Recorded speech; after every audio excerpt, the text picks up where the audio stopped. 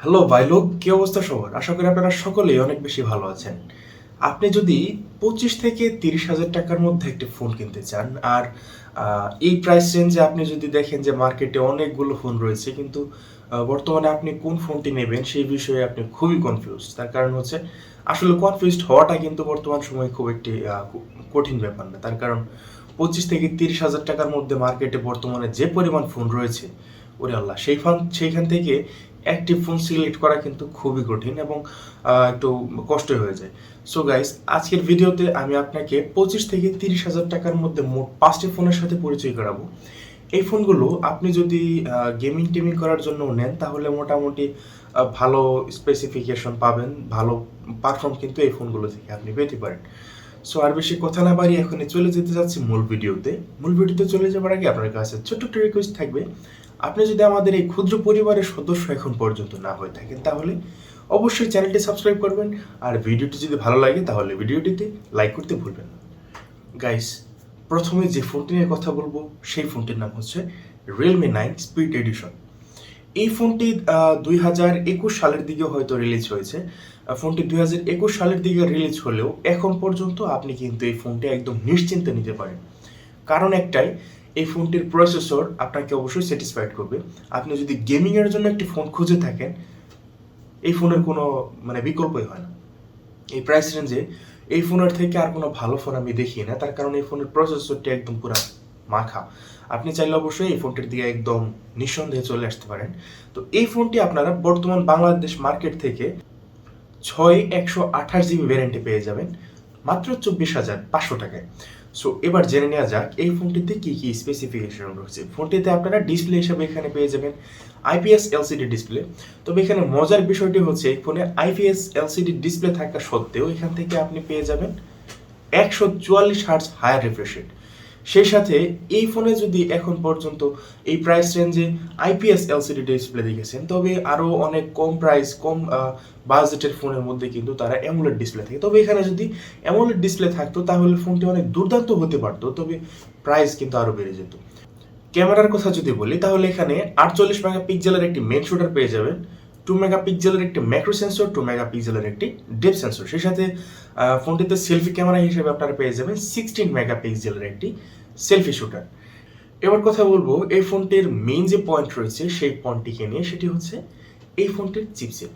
ফোনটিতে operating system হিসেবে এখানে থাকবে অ্যান্ড্রয়েড 11 এবং ইউআই হিসেবে থাকবে রিয়েলমি ইউআই 2.0। তারপরে এখানে প্রসেসর হিসেবে থাকবে স্ন্যাপড্রাগন 778G যে প্রসেসরটি রয়েছে, এই প্রসেসরটি থাকবে এই ফোনটিতে।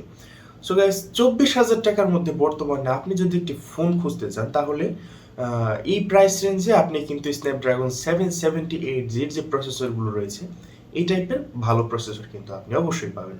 তারপর এখানে ব্যাটারির কথা যদি বলি, তাহলে এই ফোনটিতে আপনারা 5000 mAh একটি ব্যাটারি পেয়ে যাবেন, আর এই ব্যাটারিটিকে চার্জ করার জন্য আপনারা এই ফোনটির বক্সে পেয়ে যাবেন 30 ওয়াটের একটি ফাস্ট চার্জার। দেন আমরা যে ফোনটি নিয়ে কথা বলতে যাচ্ছি সেই ফোনটির নাম হচ্ছে Redmi Note 12। এই ফোনটি বর্তমান বাংলাদেশ মার্কেট থেকে আপনারা বেশ কিছু ভ্যারিয়েন্টে পেয়ে যাবেন। সেই ভ্যারিয়েন্টগুলো হচ্ছে, প্রথমে আপনারা পেয়ে যাবেন 4/128 GB একটি ভ্যারিয়েন্ট 19,999 টাকায়। তারপরে 6/128 GB একটি ভ্যারিয়েন্ট পেয়ে যাবেন 21,499 টাকায়। 8/128 আরও একটি ভ্যারিয়েন্ট পেয়ে যাবেন 22,999 টাকায়। 8/256 আরও একটি ভ্যারিয়েন্ট রয়েছে, সেই ভ্যারিয়েন্টের দাম হচ্ছে 24,999 টাকায়। আর একটি মজার বিষয় হচ্ছে, আপনি যদি এই ফোনটি আনঅফিসিয়ালি নেন, তাহলে কিন্তু এই ভ্যারিয়েন্টগুলো আরও বেশ কিছু কম প্রাইসে কিন্তু পেয়ে যাবেন। এবার জানা নেওয়া যাক কি কি স্পেসিফিকেশন অফার করছে আমাদেরকে Redmi Note 12। এই ফোনটিতে আপনারা ডিসপ্লে হিসেবে পেয়ে যাবেন 6.67 ইঞ্চি একটি অ্যামোলেড ডিসপ্লে, এবং যে ডিসপ্লেটি থেকে আপনারা পিপিআই ডেন্সিটি পেয়ে যাবেন 395 পিপিআই। ফোনটির ক্যামেরা নিয়ে যদি কথা বলি, তাহলে এই ফোনটির রেয়ার প্যানেলে আপনারা পেয়ে যাবেন 50 মেগাপিক্সেলের একটি মেন শুটার, 8 মেগাপিক্সেলের একটি আলট্রা ওয়াইড ক্যামেরা, তারপরে 2 মেগাপিক্সেলের একটি ম্যাক্রো সেন্সর পেয়ে যাবেন। ফোনটি দিয়ে সর্বোচ্চ 1080p ভিডিও রেকর্ড করতে পারবেন। আর এই ফোনটির সেলফি ক্যামেরা হিসেবে এখানে আপনারা পেয়ে যাবেন 13 মেগাপিক্সেলের একটি সেলফি শুটার। এই ফোনটি আমি যদি বলি আপনার একটি অলরাউন্ডার একটি প্যাকেজ দরকার, তাহলে আপনি অবশ্যই এই ফোনটির দিকে আসতে পারেন। ফোনটিকে রান করবে অ্যান্ড্রয়েড 13। তারপরে এই ফোনটিতে প্রসেসর হিসেবে আপনারা পেয়ে যাবেন কোয়ালকম স্ন্যাপড্রাগন 685 যে প্রসেসরটি রয়েছে, এই প্রসেসরটি আপনারা এই ফোনটিতে পেয়ে যাবেন। সো বললামই তো, এই ফোনটি আপনার যদি একটি অলরাউন্ডার ফোন দরকার, সব কিছুই দরকার একটি ফোনের মধ্যে, ডিজাইন, তারপরে হচ্ছে ডিসপ্লে অবশ্যই এই ফোনটি আপনাকে স্যাটিসফাইড করবে, তাহলে এই ফোনটি আপনার জন্য একটি আইডিয়াল চয়েস কিন্তু হতেই পারে। দেন যে ফোনটি নিয়ে কথা বলতে যাচ্ছি সেই ফোনটির নাম হচ্ছে ইনফিনিক্স নোট 30। এই ফোনটি বর্তমান বাংলাদেশে যে পরিমাণ বিক্রি হয়েছে, মানে বলা যায় একদম ওই যে মুড়ির মতো সেল হয়েছে এরকম বলা যায়। বর্তমান বাংলাদেশ মার্কেট থেকে এই ফোনটি আপনারা কয়েকটি ভ্যারিয়েন্টে পেয়ে যাবেন, তার মধ্যে ফোনটি কিন্তু অফিসিয়ালি নিতে পারবেন। সো এই ফোনটি আপনারা বর্তমান বাংলাদেশ মার্কেট থেকে 128GB ভ্যারিয়েন্টে পেয়ে যাবেন 18,999 টাকায়। আর হ্যাঁ, আরেকটি কথা বলে নিই, 18,999 টাকায় এই ফোনটি কিন্তু আমাদেরকে বেশ সুন্দর স্পেসিফিকেশন অফার করেছে। সো দেখে নেওয়া যাক কী কী স্পেসিফিকেশন অফার করেছে এই ফোনটি আমাদেরকে। ফোনটির ডিসপ্লে হিসেবে আপনারা পেয়ে যাবেন 6.78 ইঞ্চি একটি IPS LCD ডিসপ্লে। এই ডিসপ্লেটির পিপিআই ডেন্সিটি হচ্ছে 396 পিপিআই, 120 হার্টজ হায়ার রিফ্রেশ রেটের পাশাপাশি এই ফোনটি থেকে আপনারা 1200 নিটস পিক ব্রাইটনেস পর্যন্ত পেয়ে যাবেন। সো 18 থেকে 19,000 টাকার মধ্যে একটি ফোনে যদি আপনি বলেন যে আমাকে IPS LCD ডিসপ্লে দিও, তাহলে কিন্তু এই কথাটি বলা কিন্তু আপনি একদম বোকার মতো বলে যাবেন। তার কারণ 18 থেকে 19,000 টাকার মধ্যে ফোনে IPS ডিসপ্লে আহামরি মানে বুকে ব্যথা পাওয়ার মতো তেমন কোনো বিষয় না। সো ফোনটির ডিসপ্লে আপনাকে অবশ্যই স্যাটিসফাইড করবে এই প্রাইস রেঞ্জে। ফোনটির হার্ডওয়্যার সেকশন নিয়ে যদি কথা বলি, তাহলে এখানে আপনারা অপারেটিং সিস্টেম হিসেবে পেয়ে যাবেন Android 13। এরপরে হচ্ছে এখানে মজার বিষয়টি হচ্ছে এই ফোনটির চিপসেটে 18,999 টাকার এই ফোনে কিন্তু ব্যবহার করা হয়েছে মিডিয়াটেক হেলিও G99 যে গেমিং পাওয়ারফুল প্রসেসরটি রয়েছে। এই প্রসেসরটি ব্যবহার করা হয় মোটামুটি 26 থেকে 28,000 টাকার যে ফোনগুলো রয়েছে, এই ফোনগুলোকে কিন্তু ব্যবহার করা হয়ে থাকে সাধারণত মিডিয়াটেক হেলিও G99 এর এই প্রসেসরটি। সো প্রসেসর আপনাকে এই ফোনটি অবশ্যই স্যাটিসফাইড করবে। এই ফোনটি পারফরমেন্সের দিক থেকে কিন্তু একটু কমতি রাখবেন। ফোনটিতে থাকবে ডুয়াল ক্যামেরা সেটআপ, 64 মেগাপিক্সেলের একটি মেন শুটার, 2 মেগাপিক্সেলের একটি ডেপথ সেন্সর, আর 16 মেগাপিক্সেলের একটি সেলফি শুটার থাকবে এই ফোনটিতে। ফোনটিতে সর্বোচ্চ ভিডিও রেকর্ড করতে পারবেন 1440p 30 fps এবং 1080p 30 fps সর্বোচ্চ ভিডিও রেকর্ড করার অপশন কিন্তু থাকছে। তারপর এখানে 5000 mAh একটি ব্যাটারি থাকবে, সেই সাথে এই ফোনটিতে কিন্তু আপনারা 45 ওয়াটের একটি ফাস্ট চার্জার পেয়ে যাবেন। এবার চলে আসলাম ফোনের যে কিং রয়েছে সেই ফোনটির কাছে। সেই ফোনটির নাম হচ্ছে স্যামসাং A34। এই ফোনটি নিয়ে বর্তমানে বাংলাদেশে কিন্তু বেশ আলোচনা রয়েছে। ফোনটি আপনি যদি অফিসিয়ালি নিতে চান, তাহলে কিন্তু আপনার ওই যে 50,000 টাকার উপরে গুনতে হবে, আর যদি আপনি আনঅফিসিয়ালি নেন তাহলে 30,000 টাকার মধ্যে এই ফোনটি আপনি পেয়ে যাবেন। 29,400 সামথিং আর কি এই ফোনটির প্রাইস। এবার জেনে নেওয়া যাক এই ফোনটিতে কি কি স্পেসিফিকেশন অফার করছে আমাদেরকে। এই ফোনটির ডিসপ্লেতে আপনারা পেয়ে যাবেন 6.6 ইঞ্চি একটি সুপার অ্যামোলেড ডিসপ্লে।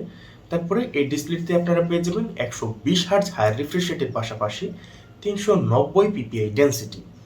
সো স্যামসাংয়ের ডিসপ্লে এখানে আর কোনো কিছু বলার মতো ভাষায় রাখে না, তারা কিন্তু অ্যাপলের ডিসপ্লে পর্যন্ত বানায়। সো ডিসপ্লে নিয়ে এখানে কোনো কথা হবে না, তার কারণ ডিসপ্লে থেকে আপনি অবশ্যই এখানে স্যাটিসফাইড অবশ্যই থাকবেন। এবার যদি কথা বলি এই ফোনটির ক্যামেরা নিয়ে, তাহলে এই ফোনটির রেয়ার প্যানেল আপনারা পেয়ে যাবেন ট্রিপল ক্যামেরা সেটআপ, 48 মেগাপিক্সেলের একটি মেন শুটার, তারপরে হচ্ছে 8 মেগাপিক্সেলের আলট্রাওয়াইড ক্যামেরা এবং 5 মেগাপিক্সেলের একটি ডেপথ সেন্সর থাকবে। এখানে সেকেন্ডারি ক্যামেরা বা সেলফি ক্যামেরা হিসেবে আপনারা পেয়ে যাবেন 13 মেগাপিক্সেলের একটি সেলফি শুটার। সো এই ফোনটিতে আপনারা সর্বোচ্চ ভিডিও রেকর্ড করতে পারবেন 4K রেজুলেশনে 30 fps। যারা ব্লগিং করতে চান তাদের জন্য এই ফোনটি কিন্তু বেস্ট একটি ফোন হতে পারে। এই ফোনটি থেকে ফটো কোয়ালিটি কিন্তু বেস্ট ভালো, আপনি চাইলে এই ফোনটির দিকে চলে আসতে পারেন। ফোনটির হার্ডওয়্যার সেকশনের কথা বলতে গেলে এখানে অপারেটিং সিস্টেম হিসেবে পেয়ে যাবেন Android 13, তারপর এখানে চিপসেট হিসেবে পেয়ে যাবেন মিডিয়াটেক ডাইমেনসিটি 1080 যে প্রসেসরটি রয়েছে, এই প্রসেসরটির দিকে চলে আসতে পারেন।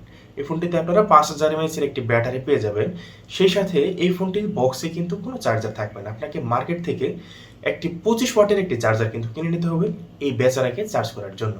তো গাইস, এই ছিল আজকের 5টি ফোনের স্পেসিফিকেশন নিয়ে আলোচনা করা। ভিডিওটি কেমন লেগেছে অবশ্যই আমাদের কমেন্ট বক্সে জানাবেন, আর ভিডিওটি যদি ভালো লাগে তাহলে লাইক করতে ভুলবেন না, আর আমাদের পরিবারের সদস্য হতে কিন্তু ভুলবেন না। আপনাদের সাথে দেখা হবে নতুন কোনো ভিডিওতে, নতুন কোনো পর্বে। সে পর্যন্ত অনেক বেশি ভালো থাকবেন। আসসালামু আলাইকুম।